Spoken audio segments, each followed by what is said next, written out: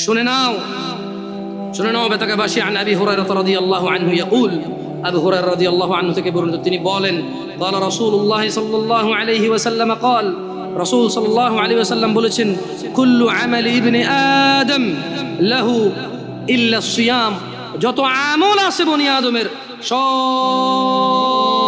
কিছু তার নিজের জন্য, ইল্লা সিয়াম, সিয়াম ব্যতীত, ফাইন্নাহু লি, কেননা সিয়াম আল্লাহর জন্য, ওয়া আনা আজজি বিহি, আল্লাহ বলছে আমি নিজে সিয়ামের প্রতিদান দান করব।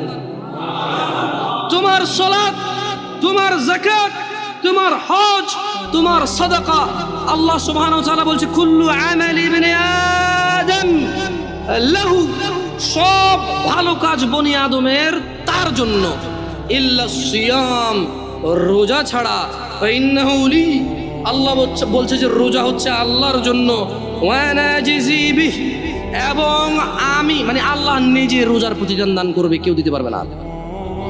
তোমরা কেউ মিস করিও না এটাকে। ওয়াসিয়ামুল জুন্নাহ, মনে রাখবে রোজা হচ্ছে ঢাল স্বরূপ।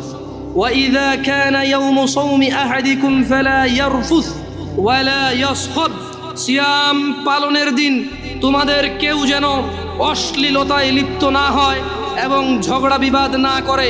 ফাইন সাব্বাহ আহাদুন আও আও আও আও কাতালাহ ফালইয়াকুল ইন্নী আমরুন সিয়াম, ইন্নী আমরুন সিয়াম, যদি কেউ তাকে গালি দেয়, তোমাদের মধ্যে যদি কাউকে কেউ গালি দেয় অথবা ঝগড়া করে, সে যেন বলে আমি ঝগড়াও করব না, গালিও দিব না, আমি সিয়াম। কারণ সিয়াম কার জন্য?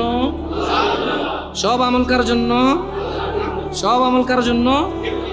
নিজের জন্য। সিয়াম কার জন্য? সিয়ামের প্রতিদান কে দিবে? আল্লাহ তাআলা দিবে। শোনো,